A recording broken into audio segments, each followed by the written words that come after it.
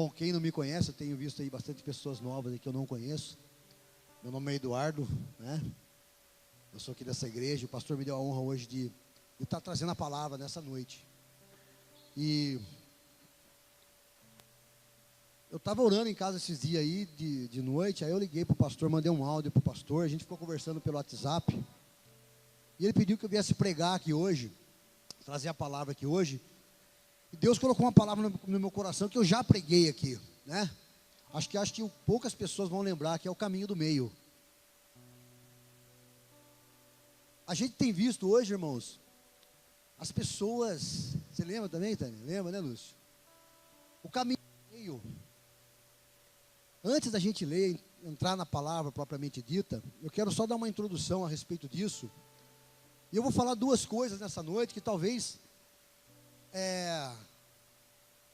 você possa hoje, em nome de Jesus, entender, ouvir, assimilar essa palavra talvez de uma outra dinâmica, por uma outra perspectiva na sua vida. Não só uma palavra que você vai ouvir para se alimentar, mas uma palavra que pode transformar a sua maneira de pensar a respeito de caminhar com Cristo. Porque a gente tem visto, irmãos, parece que há uma rotina cristã, sabe? As pessoas somente se abastecem da palavra, enfim, na quinta, no domingo, nos dias de culto, mas parece que, não sei, eu tenho visto pessoas que não têm interesse em viver realmente o Evangelho de Jesus Cristo. Ela não tem uma identidade de Cristo, ela não tem uma identidade cristã, sabe? Eu lembro que quando eu estava no mundo, as pessoas se falavam assim, olha lá vai o Brizola, né? Não falava isso, falava assim, lá vai o Noia, lá vai o cheirador de cocaína. Eles não falavam assim, olha lá o filho da dona Herminda, olha lá o filho do seu Francisco. Eles não falavam isso. Eles me viam como um Noia, como um traficante, como um cara que usava droga, como um drogado. E eu lembro de uma passagem que o pastor pregou aqui, que como é que as pessoas viam Jesus Cristo? Quando ele pregava, quando ele ensinava na igreja. As pessoas não falavam assim, não é este o filho do carpinteiro? Não é este o irmão de Tiago? As pessoas não viam ele como Cristo Messias, ele como carpinteiro, o filho de José. Talvez alguém devia ter falado assim, não, eu conheço ele já foi fazer um telhado lá na minha casa com o pai dele. Mas não olhavam para a identidade dele, de Messias. E as pessoas têm que olhar para nós e ver a identidade de Cristo na nossa vida. E nós vamos tratar disso. Talvez você não se identifique ainda com o Evangelho de Jesus Cristo. Você acha que você se identifica. Você pensa que você se identifica. Antes de mais nada, eu quero deixar claro que essa palavra, primeiro, ela é dirigida para mim. Porque o ouvido mais próximo da minha boca é o meu. Eu sou o primeiro a ouvir essa palavra. Né? Deixar bem claro que a palavra, ela vem de lá, e arrasta todo mundo aqui. Pode ter quem for aqui em cima. Então, irmãos, Deus colocou essa palavra no meu coração. E eu queria fazer um link dessa palavra que está em Mateus, que nós vamos ler, com a palavra que está lá em Provérbios, no capítulo 30, de um cara chamado Agur. Agur, ele era um auxiliar, ele era um cara que trabalhava com Salomão, né? Ele era um assessor de Salomão, mas ele era um cara tão reto, tão digno, cara. Ele era tanto um homem de Deus, que Salomão deu a honra dele escrever o capítulo 30 do livro de Provérbios. Ele era um professor, um homem que andava diante de Deus.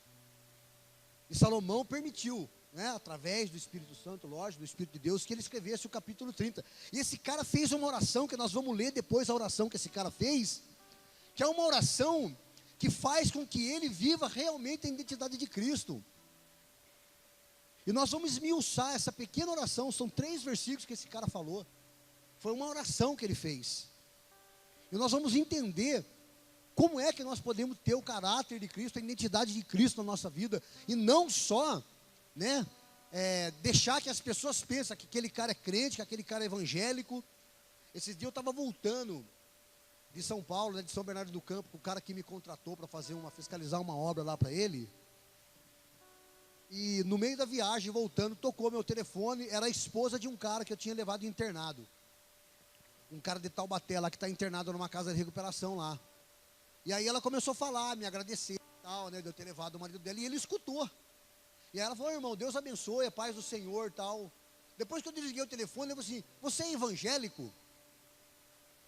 Aí eu falei para ele: o evangélico é aquele que usa e que vive o evangelho, que lê e professa o evangelho.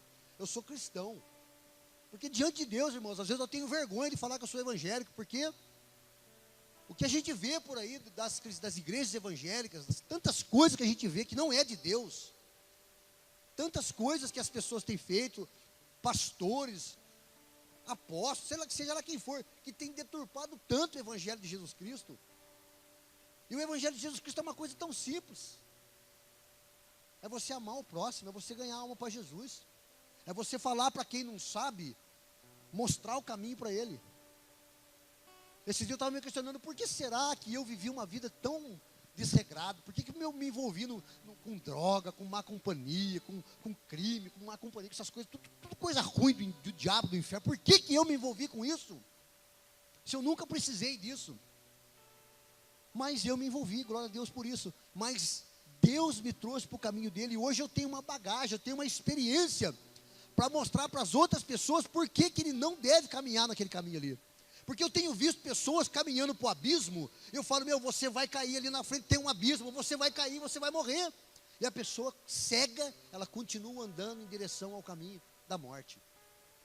Então Deus às vezes quer tratar com você. Talvez você fale assim: mas qual é o meu chamado? Por que Deus me chamou? Por que eu estou aqui nessa igreja? Por que eu aceitei Jesus? Por que eu confessei com a minha língua que Jesus é o Cristo, o Messias, o meu Salvador?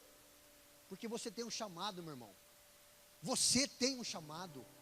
Por mais que você ache que você não é nada, que você não tem chamado, que você está aqui só para dar glória a Deus. Não, você tem um chamado. Deus tem uma ferramenta para colocar na tua mão para você trabalhar para o reino dele. Você crê nessa palavra? Amém. Então abra a sua Bíblia no capítulo 7 do livro de Mateus. E nós vamos ler uma palavra muito conhecida. E é uma palavra profunda, é uma palavra tremenda. Amém? Mateus capítulo 7, versículo 13.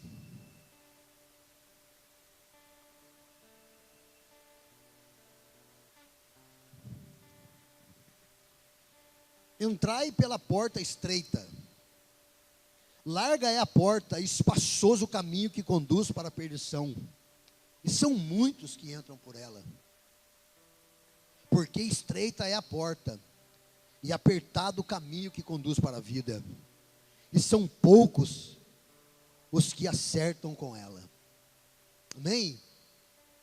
A palavra de Deus está dizendo uma coisa muito clara, muito clara. Não tem mais coisa mais clara do que esse contexto aqui, né? Entrai pela porta estreita, porque larga é o caminho, larga é a porta que leva ao caminho da perdição. Estreito é o caminho que conduz à vida eterna. A palavra de Deus está mostrando que para a gente tem dois caminhos: a porta estreita e o caminho largo. O caminho estreito e o caminho largo. Eu sempre falo para minha filha, como eu falo sempre para meus filhos. Um dia eu falei para minha filha mais velha, Eduarda, falei: filha, você conhece a história do seu pai. Você viu tudo que eu passei, tudo que eu vivi e o que eu sou hoje. E você tem a sua escolha. Esse caminho aqui, ó, vai conduzir você a um determinado lugar. E esse caminho aqui vai conduzir você a um outro lugar. Só que esse caminho aqui, ó, tem um preço para pagar para caminhar nele. Que é o caminho estreito. Que é o caminho de você abrir mão. Que é o caminho de você renunciar a muita coisa na sua vida. Que é o caminho de andar com o Senhor Jesus.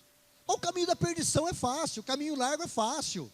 É eu virar as costas para Jesus, cair no mundão, viver uma vida que todo mundo acha que é normal, sabe? Estudar, trabalhar, não faço mal para ninguém, não roubo, não mato, eu não faço mal para ninguém.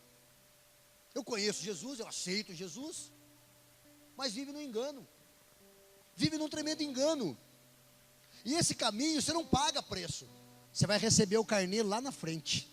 Lá na saída da catraca vão te dar um carnê. Vão te dar não, ele vai te dar. O encardido do endemoniado do diabo. É ele que dá o carnê na tua mão para você pagar o preço. Também tem preço, só que você não paga na hora, porque ele não é bobo. Ele vai dando linha. E eu não estou falando, irmãos, de fumar maconha, de fumar cigarro, de beber cachaça, de mentir, trair marido, trair mulher, não. Pecado não é só isso, irmãos. Pecado não se resume a ficar no bar bebendo cachaça. Nós estamos cansados de ouvir o pastor falar aqui. O pecado é quando você diz não para o Espírito Santo de Deus. O pecado é quando você desobedece à vontade do Senhor. Quando Deus fala no teu coração, e você acha que é da sua mente, e você não faz. Pecado é você julgar o teu irmão. Pecado é você não perdoar o teu irmão, também é pecado. E às vezes, muito maior.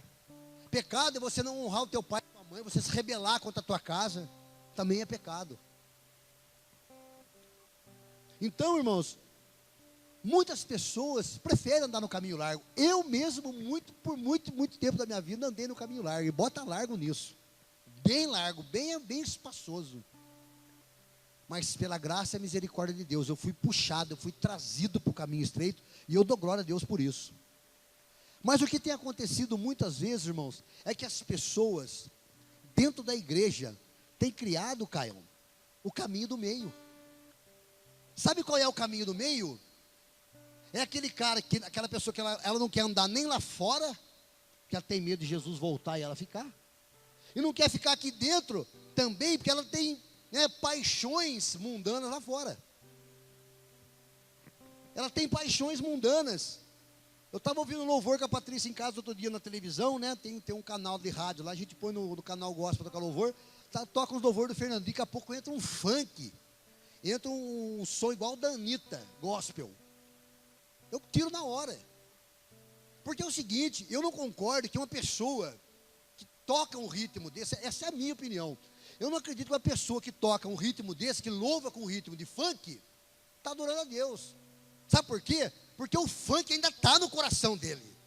Porque o louvor mesmo, o louvor de unção, de você se entregar. Você não vai chorar com funk, tocando funk, você adorar a Deus, chora. Você não chora, você quer se derramar na presença de Deus. Você quer adorar a Deus, o Espírito Santo quebrar o teu coração, você se quebrantar, você dobrar o joelho na sua casa, você ficar de madrugada chorando, de dia, qualquer hora, no carro, qualquer lugar. E o funk não, esses ritmos aí, essas músicas gospel, esses ritmos, é porque isso ainda está no coração da pessoa que está fazendo aquilo. Ainda está enraizado as coisas do mundo nele. Ele não foi transformado completamente. A identidade cristã dele ainda não está completamente restaurada. Então ele cria o caminho do meio. Ele cria uma coisa que agrada a Deus, mas que agrada a ele também. É o caminho do meio. Ele não anda nem no estreito, porque no estreito não. No estreito você tem que adorar a Deus aqui, ó, em espírito e em verdade, meu irmão. É em espírito e em verdade você tem que adorar a Deus. Funk é do diabo esse negócio. Baile funk é onde tem prostituição, droga, morte, assassinato, tráfico, prostituição, lascívia, luxúria, contenda, traição. Ou eu estou mentindo? Ou eu estou errado? Amém? Está entendendo? Então as pessoas criam um caminho do meio. O caminho estreito, você paga preço. Você paga preço. Lá no livro de Apocalipse, versículo 18, capítulo 3, fala que o Senhor Jesus fala assim, ó. Fala para a igreja. Você tem que comprar comigo. Jesus fala, você tem que, vamos ler. 3,18 Apocalipse. Olha que tremenda que é essa palavra, irmãos. Apocalipse 3,18. Olha o que Jesus fala. Olha o que Jesus fala.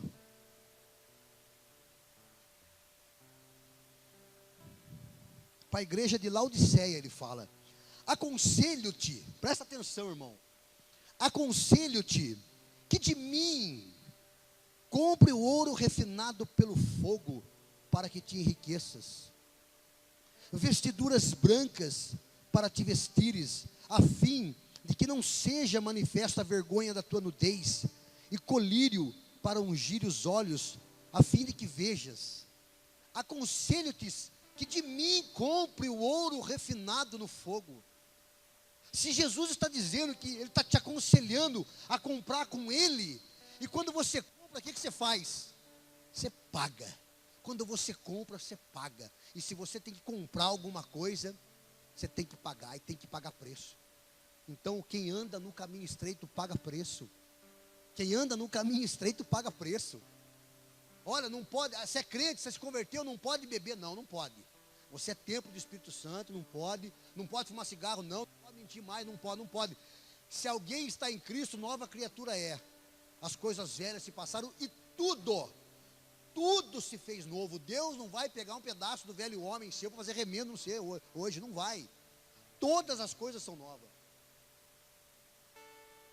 Todas as coisas são novas. Mas quem paga preço é quem anda no caminho estreito. Já quem anda no caminho do meio, sabe o que ele faz? Ele parcela, ele paga a prestação. Uma hora ele paga preço, depois não paga mais. Anda um pedação no caminho largo, aí ele paga mais um precinho, anda mais um pouquinho no caminho largo, paga mais um precinho, ele fica andando, pagando e divertindo. Paga um pouquinho, agora eu vou para a igreja, agora o negócio ficou estreito para mim, agora eu vou para a igreja. Ele vai para a igreja, pastor ora por mim, os 6 horas por mim, o crente 6 horas, ele 6 horas por mim, você jejua por mim, vai no monte por mim.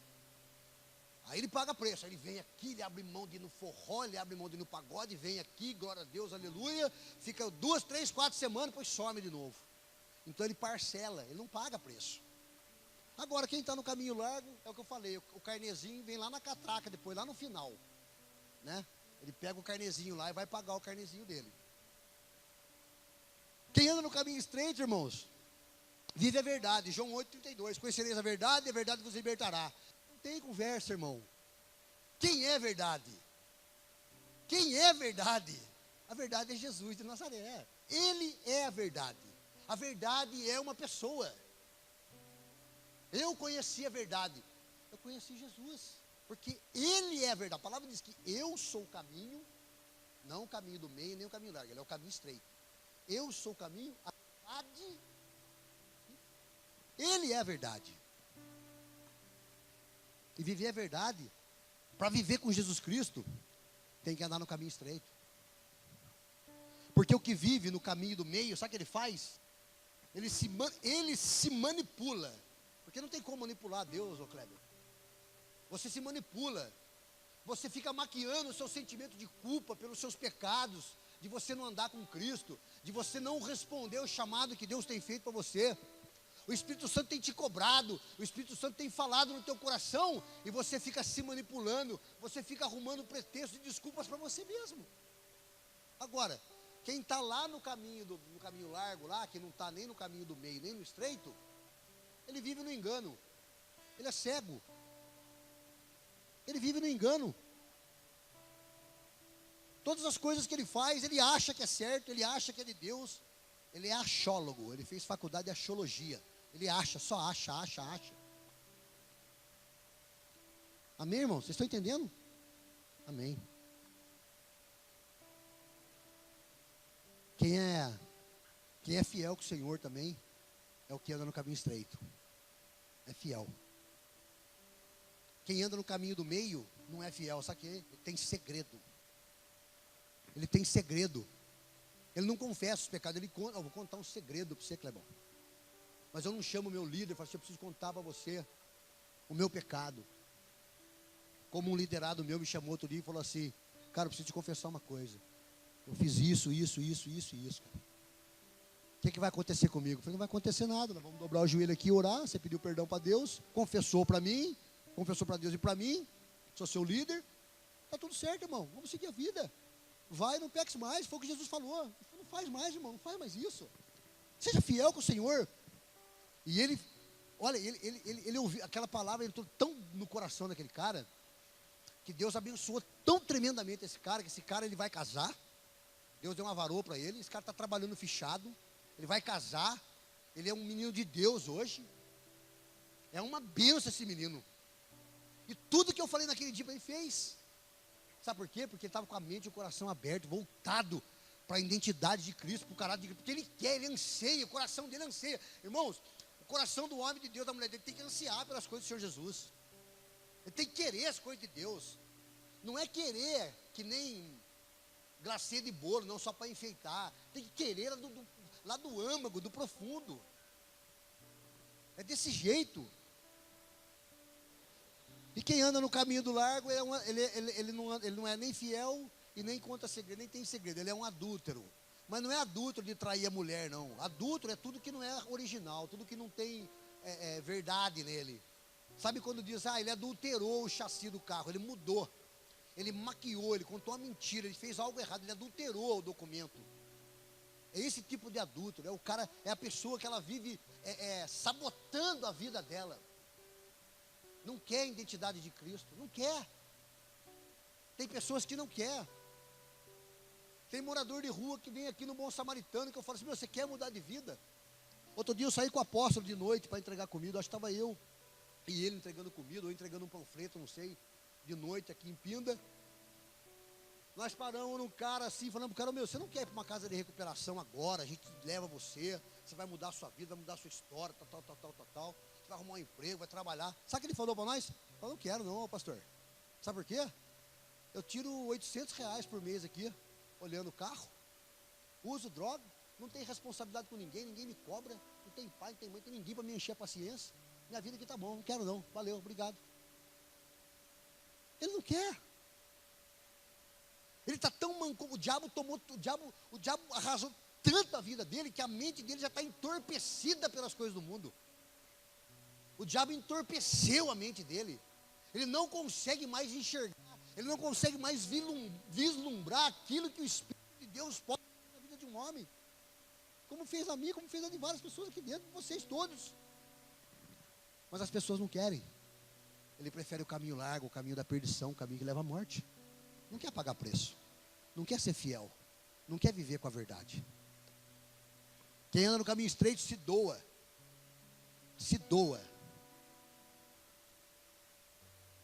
paga o preço do outro. Quem anda no caminho estreito paga o preço do outro, se compadece com o outro, tem compaixão do outro, chora com o outro, se alegra com o outro, se entrega pelo outro, abençoa o outro, semeia na vida do outro. E quem anda no caminho do meio, sabe o que ele faz? Ele fica esperando alguma coisa acontecer, alguma troca. Ele tem interesse. Ele faz mais com interesse. Aqui dentro ele te ajuda, mas com algum interesse. Algum interesse ele tem. Não é recíproco, não é verdadeiro, não é puro. Não tem pureza. Porque quem anda com Deus, quem anda no caminho estreito, irmãos, quem não anda pelo caminho do meio, porque o caminho do meio, na verdade, é um caminho que eu crio. É um caminho que eu crio. É uma maneira de viver que eu crio, para as pessoas não cobrarem nada de mim. Para mim não ter nenhum sentimento de culpa. Sabe? É uma automanipulação. Eu fico sabotando a minha caminhada com Jesus Cristo. Não tenho a identidade de Cristo. É que nem foi falado na liderança. Quem você é em Cristo?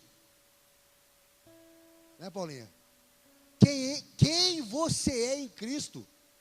Quem que você é em Cristo? Sabe o que o irmão respondeu? Eu não sei, pastor. Eu não sei. Eu não sei quem eu sou em Cristo.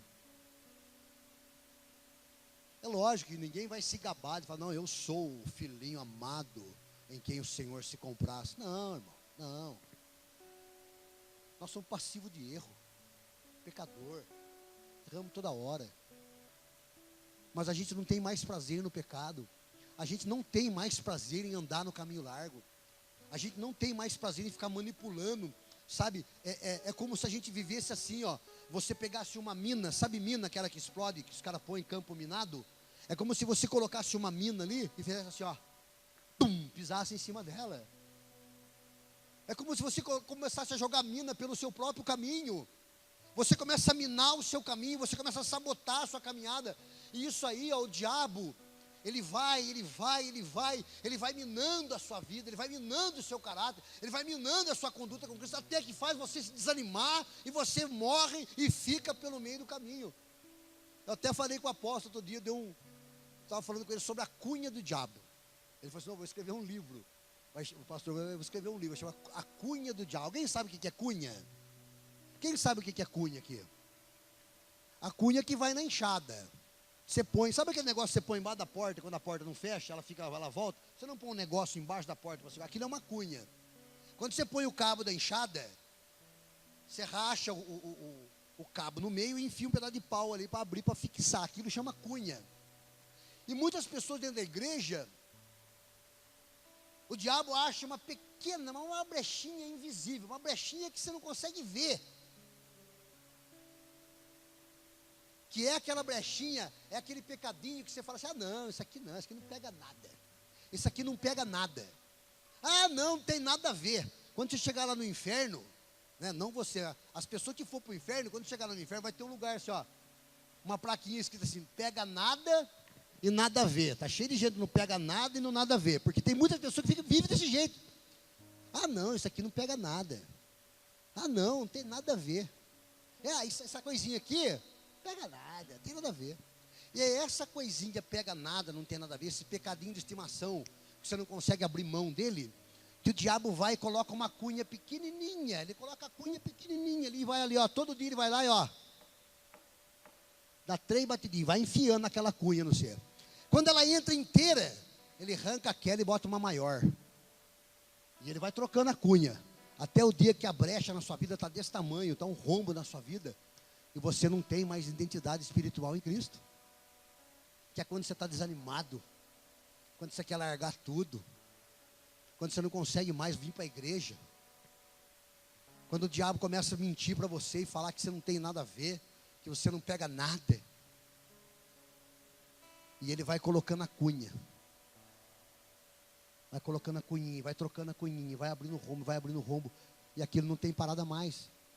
E aí sabe o que acontece? Ele rouba a sua identidade. Por isso, irmão, abra mão desse pecadinho de estimação. Não coloca essa palavra na tua mente, na tua boca, não pega nada, não tem nada a ver. Sabe? Que nem eu falava, a Patrícia me chamava atenção no trânsito, eu era muito intolerante no trânsito, eu xingava os outros no trânsito. Ela falava assim, não faz isso. Eu falava, mano, pega nada, irmão, não tem nada a ver, estou falando com o cara. Eu fazia isso. Não faço mais, irmãos. Não faço mais. Não faço mais. Tem muita coisa que eu deixei de fazer, sabe por quê? Porque eu quero ter a identidade de Cristo, no caráter de Cristo. Amém, irmão? Vocês estão entendendo? Glória a Deus. Viver pela fé. Viver pela fé é outra coisa. Que quem está no caminho estreito tem que viver pela fé, irmão. Mas não é viver pela fé de você esperar que Deus vai dar as coisas para você. Não é isso. Não é viver pela fé dizendo que o cara vai lá na porta da sua casa bater lá e dar o emprego para você. Não é isso. Viver pela fé é viver pela fé na certeza de que você é salvo. Na certeza de que Deus vai alcançar a tua família. Viver pela fé é a certeza de que Deus tem ouvido a sua oração em relação à tua casa, à tua parentela, ao teu ministério, ao teu chamado. É viver pela fé antes de tudo, antes de viver pela fé, né? Financeiramente, antes de viver pela fé matrimonialmente, né? Porque tem aqueles irmãos que estão esperando o casamento, né? A irmã está no Salmo 72, né? Esperei com paciência no Senhor. Depois ela pula para o Salmo 76, Senhor, apressa-te em me ajudar. Depois ela vai lá para o Novo Testamento, de maneira nenhuma, aquilo que o Senhor lançar na minha mão, lançarei fora. Tá, tem uns que estão assim, né? De maneira nenhuma lançarei fora. Mas não é, eu estou brincando, irmãos. Mas é isso, irmãos. Viver pela fé é isso. É você orar. É você esperar que aquilo que você tem orado, as intercessões que você tem feito pelo teu irmão, as brechas, o preço que você tem pago pelas coisas do seu ministério, da sua casa, do seu chamado, da obra que Deus confiou na tua mão. Viver pela fé é esperar que as coisas vão acontecer. Viver pela fé é viver, irmã Andréia, no profético. Amém? É viver pelo profético. É esperar as coisas que não existem acontecer na sua vida. E viver também, né, irmão? Viver pela fé também é esperar que você vai ter um bom trabalho, que Deus vai te abençoar, que Deus vai suprir o seu celeiro, que Deus vai multiplicar o teu celeiro, que Deus vai alargar as suas fronteiras. Isso é viver pela fé. E quem anda no caminho estreito tem que viver pela fé. Não tem como não viver pela fé. Mas quem anda no caminho do meio, de jeito, pela fé do outro. Vive pela fé do outro. Pela fé de Mamon, ele espera em Mamon as coisas. A fé dele está enraizada no dinheiro. Se ele não tiver dinheiro, ele não tem nada. Se ele não tiver dinheiro, ele não tem nada. Parece que o dinheiro é a base da vida dele, do sustento dele. Ele não consegue viver de uma maneira, acreditar que Deus vai suprir, que Deus vai sustentar. Eu ficaria a noite inteira aqui contando testemunho para vocês da minha vida financeira com Deus, de coisas que Deus me sustenta, de coisas que Deus faz na minha vida, até sobrenatural, de eu ganhar R$ 750 por mês, conseguir pagar a conta de água da casa, da minha casa, ajudar o meu sogro e ainda fazer compra para uma irmã da igreja que estava passando necessidade com R$ 750, sustentar 3 famílias. Como? Só o milagre sobrenatural de Deus. Não me pergunte como, irmão, mas o dinheiro se multiplicava.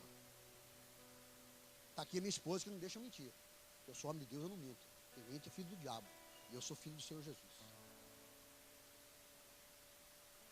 Caminho estreito é confiar em Deus. Provérbios 3:5. Vou ler, não precisa abrir não. Provérbios 3:5. Confiar em Deus. Olha que tremenda essa palavra, irmãos. Para quem realmente, cara, acredita que a confiança no Senhor Jesus é tudo na vida de um homem. E Provérbios fala muito sobre o homem justo. A palavra de Deus diz o seguinte, ó: confia no Senhor de todo o teu coração e não te estribes no teu próprio entendimento. O que é não te estribes? Você sabe o que é estribo? Estribo é aquele negócio que tem do lado do cavalo, que você sobe no cavalo, aquele é o estribo. Não te estribes no teu próprio entendimento, ou seja, não sobe para as coisas, não queira fazer as coisas do seu próprio entendimento. Não queira subir através do seu entendimento, mas confia no Senhor de todo o teu coração. E o coração seu está aqui, ó. Seu coração está aqui, ó. Lógico, está aqui também, mas aqui é um músculo que bombeia sangue para o teu corpo. Porque o teu coração mesmo está aqui, ó. Então, aquele que anda no caminho estreito, tem que confiar em Deus. Você tem que confiar em Deus. Entregar o teu caminho na mão do Senhor, de todo o teu coração. E não querer fazer as coisas do seu próprio entendimento. Não querer fazer as coisas nas forças dos teus próprios braços. A palavra de Deus diz, o salmista diz: uns confiam em carros, outros em cavalo, mas nós fazemos menção em o nome do Senhor. Irmãos, a nossa rocha, a nossa fortaleza, aquilo que nós precisamos, está tudo no Senhor, está tudo na palavra. Você não dá um passo se não for pela graça e misericórdia de Deus. Você não professa uma palavra se não for pela graça e misericórdia de Deus. Você não dá um suspiro se não for pela graça e misericórdia de Deus. Mas além de tudo isso, Deus tem te dado um lar, Deus tem te dado uma família, Deus tem te dado um filho, Deus tem te dado saúde, Deus tem te dado um ministério, Deus tem te dado roupa, Deus tem te dado carro, Deus tem te dado uma igreja, Deus tem te dado um ministério, Deus tem te dado apostolado, Deus tem te dado discípulo, Deus tem te dado tudo. Tudo Deus tem nos dado. Em tudo o Senhor tem nos abençoado. Em tudo, irmãos. Em tudo o Senhor tem nos abençoado. E é o que a gente faz. Pagar preço. Viver com a verdade. Ser fiel. Se doar. Viver pela fé. Confiar no Senhor.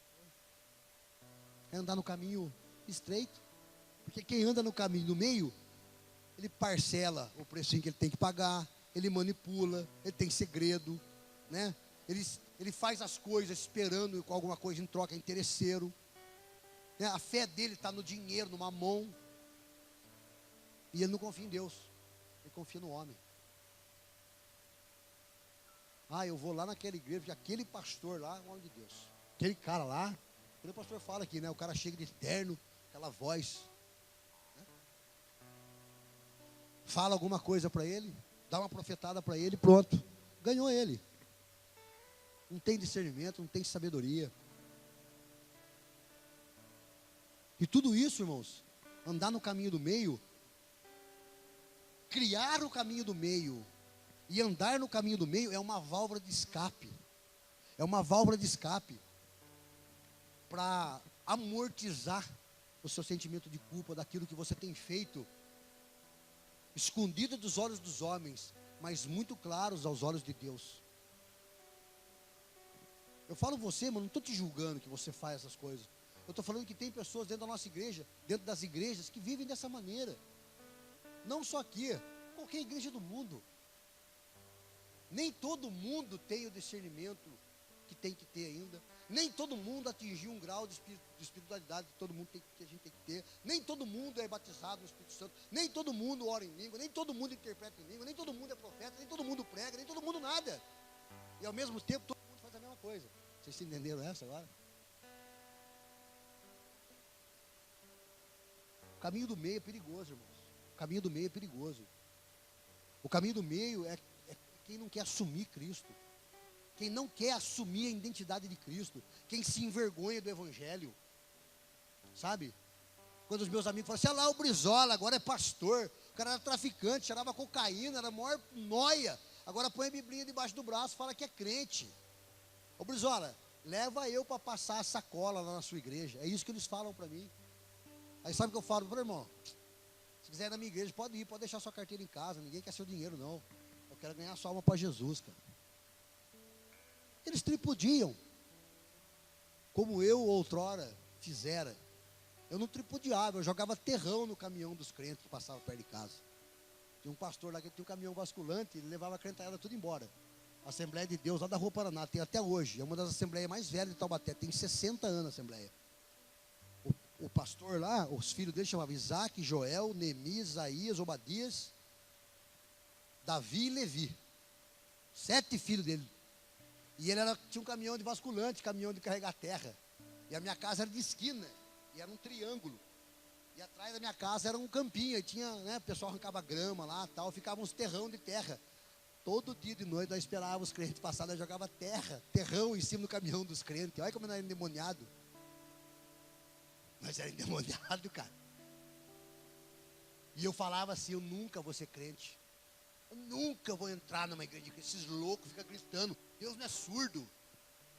Blasfemava, falava um monte de besteira. E Deus só olhava, filho, a hora que eu pegar o seu. É isso aí que ele gosta, é desses que ele gosta, cara. Meu Deus, meu Deus. E paga preço, irmão. Paga preço, porque eu sei, eu posso falar para você, ó.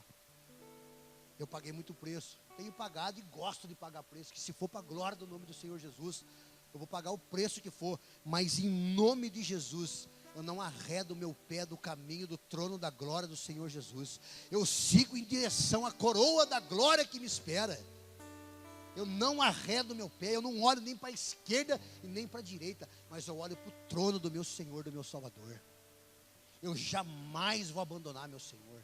Jamais. E agora eu quero, para finalizar, irmãos, eu quero ler com você no capítulo 30 de Provérbios, a oração desse cara, que mexeu muito comigo, tocou muito no meu coração essa palavra. E esse cara, ele era alguém preocupado com o seu caráter. Os seus objetivos não eram puramente materiais, mas ligados ao seu relacionamento com Deus. Por isso ele diz, 2 coisas te peço. Vamos ler lá, capítulo 30, versículo do 7 ao 9. Lá no livro, no versículo 1, está escrito assim, ó, palavras de Agur, filho de Jaque, de Massá. Massá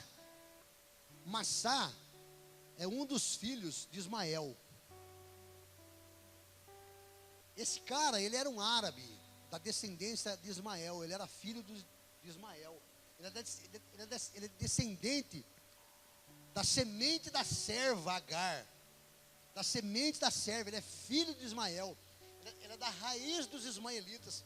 Todos os arábicos, sírio, libanês, turco, Jordânia, Iraque, Irã, a Síria, todas essas nações arábicas são todos descendentes de Ismael. Mas só uma nação é descendente de Isaac, que é Israel, que é o povo judeu. Esse é o povo de Deus. Mas quando aquela mulher foi embora no deserto, que ela achou que o filho dela fosse morrer, Deus honrou com a palavra dele. Que ele falou para Abraão que os filhos dele, né, a descendência de Abraão ia ser como a estrela do céu e como as areias do mar. E fez isso também na vida de Ismael. Deus honrou. Tanto é que está aí, ó, os ismaelitas estão no mundo inteiro. E Deus não deixou aquele menino morrer. Deus honrou. Deus deu vida para aquele menino. E esse cara aqui, esse Agur, ele é da descendência de Massá, que é um dos filhos de Ismael. E ele diz o seguinte, ó, versículo 7: duas coisas te peço, não me negues antes que eu morra. Afasta de mim a falsidade e a mentira. Não me des nem a pobreza, nem a riqueza. Dá-me o pão que me for necessário, para não suceder que, estando eu farto, te negue e diga: quem é o Senhor? Ou que empobrecido venha furtar e profane o nome do meu Deus. Irmãos, diante de Deus, você teria coragem de fazer uma oração dessa hoje? Falar para Deus dar um pão só de cada dia para você? Porque essa oração é uma oração profética. Dá-me somente o pão necessário de cada dia. O Senhor Jesus disse isso quando Ele nos ensinou a orar. Você teria coragem, irmão, de chegar diante de Deus e falar assim: ó, Senhor, no seguinte, antes de eu morrer, Senhor, eu peço duas coisas para o Senhor. Glória a Deus, me afaste da impureza, da mentira. Amém, glória a Deus. Me afasta da mentira, da impureza. Não me dê pobreza e nem riqueza. Me dê o necessário para me viver. Para que, se eu enriquecer demais, eu não venha virar as costas para o Senhor. Não venha esquecer quem é o Senhor. Ou que eu venha empobrecer demais e eu venha furtar por necessidade e desonrar o seu nome. Sabe o que esse cara está falando, irmãos? Esse cara está simplesmente falando: Senhor, eu sou fraco, eu sou humano, eu sou homem, eu dependo do Senhor. Não deixa acontecer nada de errado comigo. Não deixa eu viver no engano. Me dá sabedoria para administrar a minha vida se eu for pobre. E me dá sabedoria para administrar essa minha vida se eu for um homem próspero. Tira de mim a impureza, tira de mim a mentira. Isso é o desejo de uma pessoa que tem o caráter de Cristo. Essa oração, irmãos, é a oração de quem realmente deseja ter o caráter de Cristo. Não é voto de pobreza, e nem abrir mão de ser uma pessoa próspera. Deus foi muito claro: os céus pertencem ao Senhor, mas a terra eu dou aos filhos dos homens. Ele deu a terra para nós. É da terra que você tira o seu sustento. Se você estuda, se você faz faculdade de medicina, você vai ser médico, você vai ser próspero. Se você plantar, você vai colher, você vai ser próspero. Deus quer que você prospere. Deus não quer que você seja um pobre coitado, miserável. Não é isso, irmãos, entenda. Não é que você não tem que enriquecer, que Deus não pode prosperar. Amém, glória a Deus que Deus prospere, porque Deus prospera. Deus falou que quem der um copo de água para o profeta prosperará. Amém? Calma aí, cara. Um copo de água, irmão. Amém, irmãos? É a palavra de Deus que diz. Isso é simples, irmãos. É a oração mais simples que tem na vida de um homem. E eu achei um texto de um pastor que disse o seguinte: citar o nome da morte nesse pedido, porque ele disse para Deus: eu quero que o Senhor faça duas coisas antes que eu morra. Reflete o caráter máximo do seu objetivo de vida. Assim, o seu primeiro pedido é: mantém longe de mim a falsidade e a mentira. O que ele almeja aqui é ser uma pessoa justa e verdadeira. A sua preocupação principal não é a ação de terceiros contra ele, mas as suas próprias ações. Ou seja, ele não está preocupado do que as pessoas vão pensar dele, do que vão achar dele. Ele está preocupado com as próprias ações dele perante o Senhor. Ou seja, é o relacionamento dele com Deus. Essa oração é uma oração, quem faz é de pessoas que se relacionam com Deus como verdadeiro pai e filho. É simples. É como se você chegasse no teu pai e na tua mãe e falasse: mãe, me ensina o caminho que eu devo andar. Mostra para mim qual é o caminho da verdade, para mim ser uma pessoa abençoada, para mim ser um homem de Deus. Me ensina, pai, me ensina, mãe. É como se você fizesse isso, se você tivesse essa relação. Mas quantas vezes a minha mãe falou: meu filho, não faça isso. Eu falava: ah, mãe, não pega nada, mãe, não tem nada a ver, mãe. Quantas vezes eu falei isso para minha mãe? Quantas vezes a minha mãe falou assim: não anda com ele, não fica naquela esquina, não faz isso, não fuma aquilo, não faz isso. Mãe, não pega nada, você não sabe de nada. Eu tenho controle, deixa comigo, eu sei o que eu estou fazendo. Nécio, louco. Mas esse cara aqui não, cara. Esse cara aqui, ele é um assessor de Salomão. Ele era professor. E essa palavra, ele deixou para 2 caras, que era aluno dele.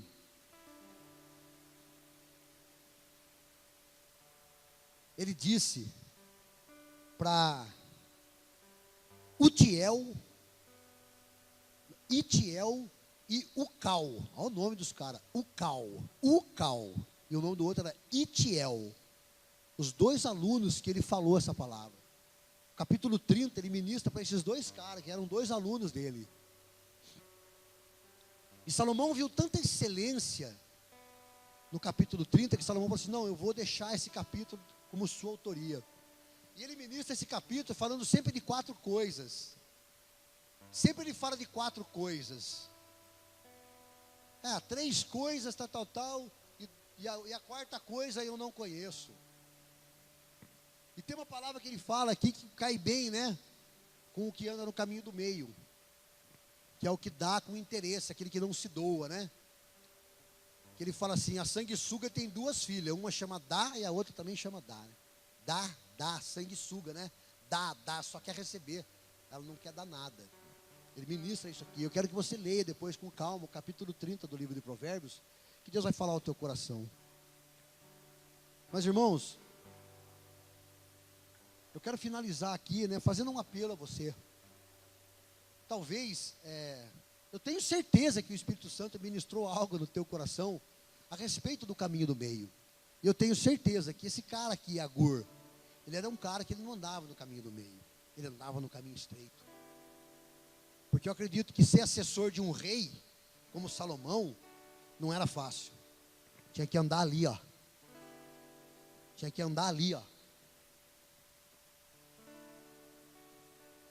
E andar no caminho estreito, irmãos, é difícil. Eu vou dar um pequeno testemunho para vocês, rápido, para finalizar. Eu casei com a Patrícia em 2009. Durante a minha vida, as veredas da minha vida foram as veredas da injustiça, né? Diria assim. Eu andei por caminhos tortuosos, caminho de droga, de crime, de prostituição, só coisa que não presta, irmãos. Só coisa que não presta. Ainda que eu não precisasse de nada daquilo, que eu tivesse uma família abençoada, que poderia dar aquilo que eu precisava. Nunca precisei roubar nada de ninguém, eu nunca precisei fazer nada que desagradasse meu pai e minha mãe, mas eu, por má companhia, ou por alguma coisa, sei lá o que eu não sei explicar, eu me enveredei por esse caminho. E eu fui muito humilhado. Eu me lembro no final da minha drogadição, com 30 anos, eu estava num fundo de poço tão grande, eu estava pesando 49 quilos, de frente, parecia que eu estava de lado, e de lado parecia que eu não tinha vindo, de tão magro que eu estava. É verdade. Eu estava num fundo de poço tão terrível, que um dia eu estava chegando na minha casa, de madrugada, estava uma tempestade muito forte, e no prédio que eu morava, em cima do portão, tinha um patamarzinho, assim, um telhadinho pequeno, e tinha um cachorro ali, cara. Cachorro todo sarnento, cara, tremendo de frio, molhado. Sabe quando o cachorro sarnento cai o pelo, fica aquela mancha vermelha da pele dele? O cachorrinho tremendo, cara. E eu parei na garagem, assim, eu vi ele, cara, e eu comecei a chorar. Mas eu não comecei a chorar de dó do cachorro. Eu comecei a chorar porque eu me comparei com ele. Eu estava tão mal, o meu espírito, a minha alma, a minha essência estava tão ferida, que eu olhei para aquele cachorro, eu vi ele todo sarnento, todo com frio, mas eu pensei comigo, falei, puxa, ainda que ele seja um animal, a mente, a alma dele está pura. Ele não tem o sentimento que eu tenho de culpa. Não passa pela cabeça dele o que está passando na minha, de querer se matar, de achar que a minha vida é um lixo, que eu sou um lixo, que a minha vida, eu estou comprando a minha vida a prestação, que eu estou comprando a minha morte a prestação. E eu me senti muito humilhado aquele dia, muito humilhado. E eu reuni a minha família e falei, eu preciso de ajuda. eu quero ser internado. Foi a minha última internação. Foi em maio de 1998. O último dia que eu usei droga na minha vida foi o dia 17 de maio de 1998. Agora em maio fez 18 anos que Jesus me libertou das drogas. Eu estou limpo para a glória e honra do Senhor Jesus. Jesus me libertou do cigarro. Eu fumava 2 maços de Marlboro por dia. Jesus me libertou do cigarro. Um dos vícios mais terríveis que tem.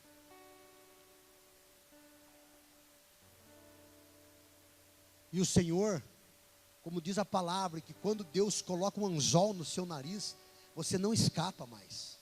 Você vai ficar se debatendo o tempo que for, mas se Deus tem promessa na tua vida, se Deus tem um chamado para você, se você tem o selo da promessa, se o teu nome está escrito lá na fundação do mundo, Deus vai te trazer, e Deus me trouxe.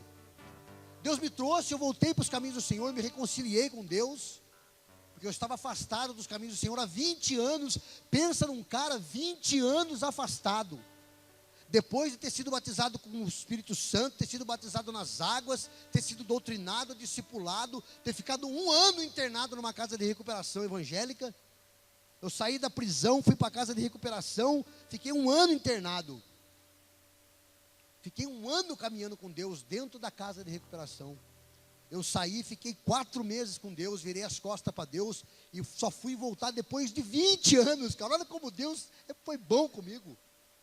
Eu fiquei 20 anos afastado, colocando a minha vida em risco, usando droga, andando no meio de tráfico, no meio de favela, fugindo de polícia, andando com uma companhia. Quantas vezes, cara, eu tive essa situação de risco. E Deus ali, ó. Talvez o Senhor Jesus só me acompanhando, só me olhando, entristecido, querendo que eu voltasse. Mas no tempo de Deus eu voltei. Eu voltei, conheci a bênção. Conheci a bênção. Me casei. Voltei a servir o Senhor, me reconciliei com o Senhor. Entreguei a minha vida para Jesus. Falei assim, agora não tem jeito mais. Eu sou teu mesmo, me leva, faz o que o Senhor quiser. Eu tinha acabado de voltar de viagem, eu não tinha nada. Eu só tinha um dinheirinho, fui lá e comprei uma motinha, uma bis, uma Hondinha bis. E aí fui indo, nós casamos. Eu consegui montar uma lojinha de vender queijo. Eu vendia queijo, leite e manteiga. Aí eu comprava pão numa padaria que tinha ali perto da minha casa, que era baratinho o pão, e vendia um pouquinho mais caro lá no meu negócio. Eu ia 3, 4 vezes por dia na padaria. Acabava, eu corria lá, comprava mais, voltava. E aí fui indo ali, um dia parou a polícia na porta da minha loja. Chegou o camburão lá, aqueles caras da Força Tática. É o seguinte, fecha isso. O senhor Carlos Eduardo falou, o senhor está preso, isso aqui, fecha esse negócio. Eu falei, não. Fecha esse negócio não, esse negócio que é legal. É comigo o negócio? É com o senhor. Então tá bom, então eu vou, tranquilo, mas não vai fechar nada não. Minha esposa está aí, o negócio vai ficar aberto, é o meu estabelecimento, deixa minha esposa aí. Patrícia, liga para minha advogada, eu não sabia o que tinha acontecido. Aí entrei no camburão, o cara foi abrir o chiqueirinho para mim. Falei, não, foi em frente aí. Chegou lá com o mandado de prisão lá, você falou comigo, eu estou sendo preso, tal, eu tenho que acompanhar você até a delegacia, então eu vou te acompanhar. Tá bom, aí o senhor entra aqui, o senhor senta aí. Você não vai fugir, não. Eu falei, que fugir? Se tivesse fugido, eu tinha fugido, cara. Eu sentei dentro do camburão e fiquei falando, Senhor, eu não sei o que está acontecendo, cara. Será que eu bati o carro em alguém? Será que eu fiz alguma coisa errada? Eu não vi, não sei, alguém deu queixo, alguma coisa. Porque eu não sabia o que estava acontecendo. Mas eu falei, o Senhor é na minha vida. E fui tranquilo. Ele parou o camburão lá na delegacia em Taubaté, abriu a porta, eu desci, fui andando com ele. Quando eu cheguei lá em cima, na sala do delegado, o chefe da investigação falou assim, você que é fulano, então tem um mandado de prisão para você, de um crime que você cometeu não sei quantos anos atrás aí, o negócio estourou, você está preso. Colocou a algema no meu braço. E eu fui preso. De um crime que eu tinha cometido lá atrás. E isso servindo a Deus. Tinha acabado de casar. Irmãos, diante de Deus, eu entrei na mesma prisão que eu tinha estado há uns 27 anos atrás. Na mesma prisão que eu saí e fui para essa casa de recuperação. Eu fiquei 1 ano.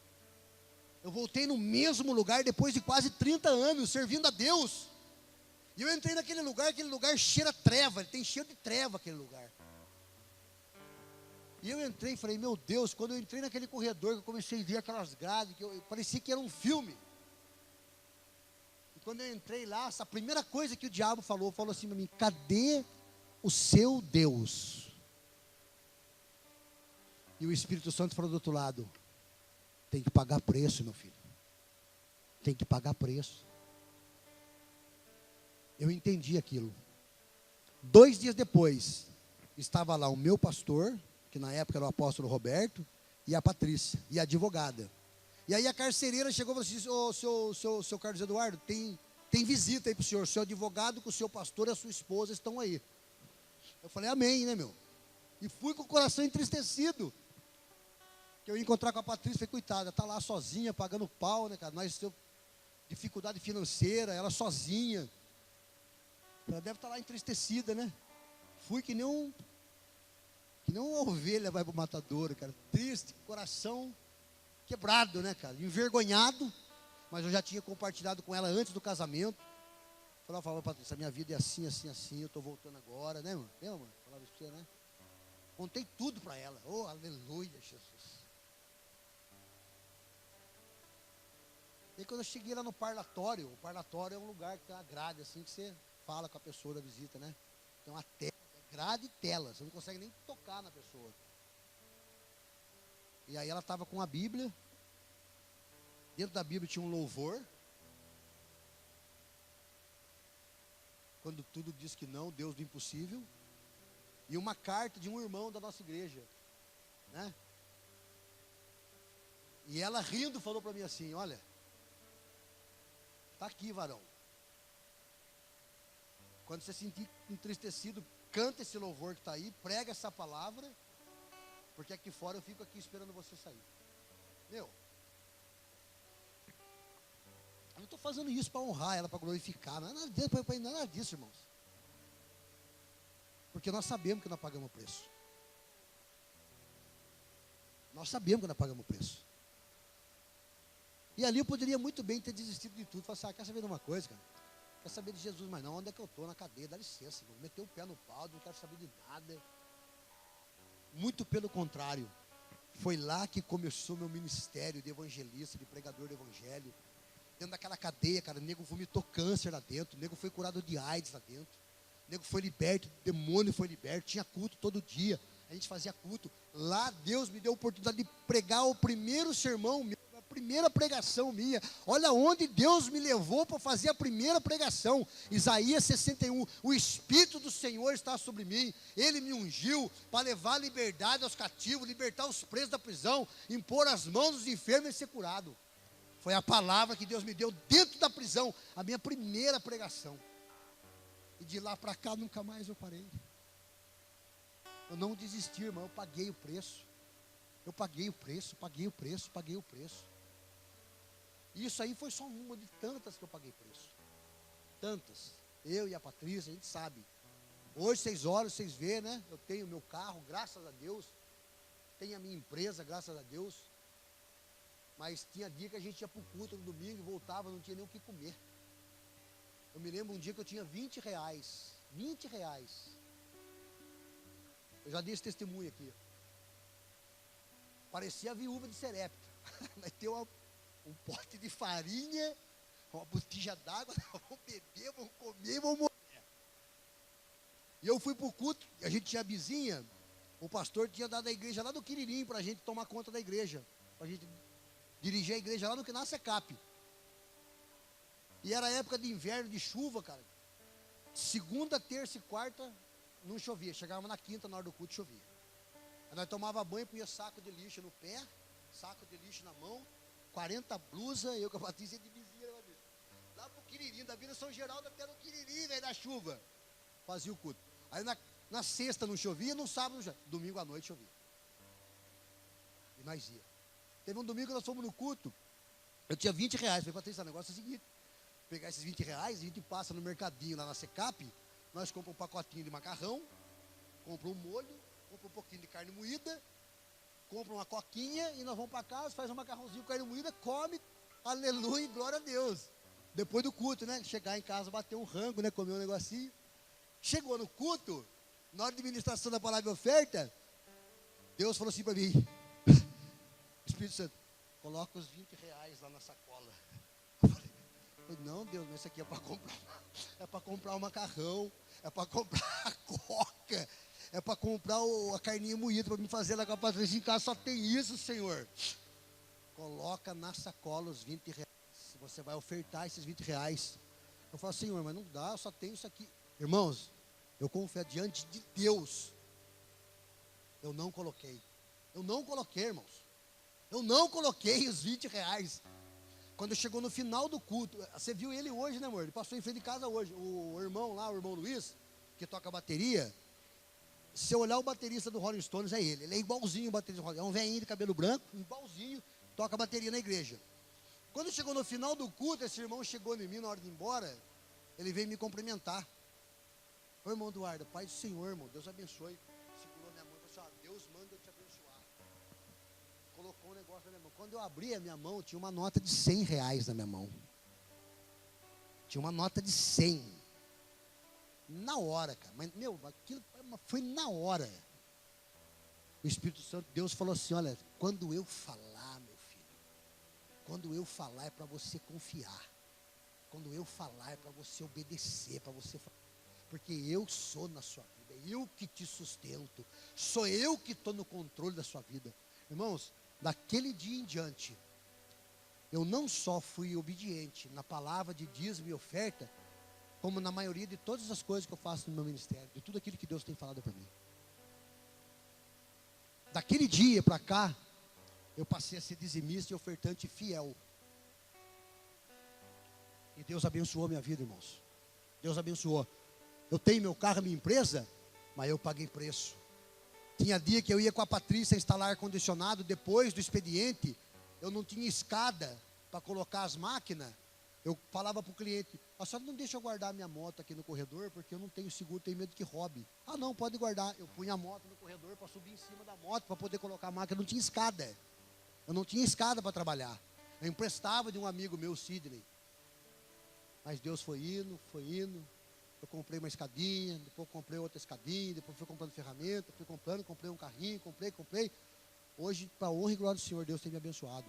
Eu estou dando esse testemunho, irmão, não é porque assim, sabe, anda no caminho estreito, não é nada disso, irmão. Eu estou falando porque Deus está ministrando aqui, Deus quer falar com alguém aí, amém? Então eu quero que você entenda isso, que você, para você viver com o Senhor Jesus, se você realmente entregou a sua vida para Jesus, se você realmente quer andar com Jesus, saiba que você vai pagar preço, que você tem que ser fiel, que você tem que ser com a verdade, que você não pode ficar omitindo as coisas, não falando a verdade, mas também deixando de falar. Você não fala mentira, mas deixa de falar a verdade, você omite, você não mente, mas omite. Vai ter que ser com a verdade, vai ter que falar a verdade, vai ter que abrir mão, vai ter que renunciar, vai ter que fazer muita coisa para andar com Cristo. Mas eu te digo que vale a pena andar com Cristo em nome de Jesus. Vale muito, irmãos. Vale muito a pena andar com Cristo. Vale a pena pagar preço. Sabe por quê? Porque você tem para receber o seu galardão, não é aqui. O seu galardão não está aqui. O seu galardão é lá na Jerusalém Celestial. É lá que você vai receber seu galardão. É lá que Deus vai te coroar. É lá que você for passar na catraca, você não vai ter que pegar o carnê para pagar. Na catraca lá você vai receber a sua coroa. Está aqui seu galardão, meu servo. Vinde benditos do meu Pai. Entra no gozo do teu Senhor. Aleluia. É isso que você vai ouvir naquele dia. É isso que você vai ouvir naquele dia. Benditos do meu Pai. Vem, entra no gozo do teu Senhor. Então, irmãos, eu quero deixar essa mensagem para você. Examina o teu coração, fala com Deus, fala, Senhor, eu quero ser um cara, eu quero ser uma mulher, eu quero pagar o preço, mostra para mim o caminho, mostra para mim o caminho certo, não deixa eu viver no engano, não deixa eu ficar fazendo as coisas, achando que está certo e não está, e eu não sei que eu estou fazendo errado. Às vezes você faz, você não sabe nem que você está errando, você faz por impulso, você faz porque você acha que é o certo e não é. Peça para Deus mudar a sua história, peça para Deus mudar a sua mente, Deus te dá sabedoria divina. Peça para Deus, me dá sabedoria, me dá discernimento das coisas. Não peça para Deus te dar dinheiro, para Deus te dar nada. Peça sabedoria, peça discernimento, peça unção, peça autoridade para Deus. profetiza sobre a sua vida, coloca a mão na tua cabeça, chega na tua casa, coloca uma cadeira para você, coloca outra na frente e fala: pai, senta aí, vamos conversar, eu sou teu filho, eu sou sacerdócio real, eu sou nação eleita, geração santa, eu sou escolhido teu. É fazer isso, amados. É essa entrega, a entrega total. Eu falo para você, é difícil. Mas quando você colhe, cara, quando você tem um sobrenatural com Deus, quando você sente que o poder de Deus é manifesto na sua vida, sabe? Quando você vê a transformação na vida de quem você está discipulando, na vida de quem você está ensinando, quando você vê alguém se converter através do seu testemunho, da verdade que há em Cristo em você, que as pessoas olham e falam assim: oh, agora aquele lá não é mais o nóia, aquele lá é o servo do Deus Altíssimo. Aquele cara que roubava, que cheirava cocaína, hoje ele prega a palavra. Aquele cara lá, hoje ele é um homem de Deus. Aquela mulher é uma mulher de Deus. Como eu fico feliz quando a minha mãe fala: filho, as pessoas ligam lá em casa e falam: nossa, Herminda, como o seu filho é uma bênção, como o Edu é bacana. Eu chegava na casa dos meus parentes, eles falavam assim: olha, esconde as bolsas, guarda tudo, tranca tudo, porque ele chegou. Hoje essas mesmas pessoas falam assim: meu, se você não for na festa em casa, eu vou ficar triste com você. Se você não tiver, se o Edu não for, não tem festa. As mesmas pessoas que falavam: tranca tudo, esconde as bolsas, porque ele está aí. Era desse jeito, irmãos. Muita humilhação. Mas também, né, eu dou razão para eles.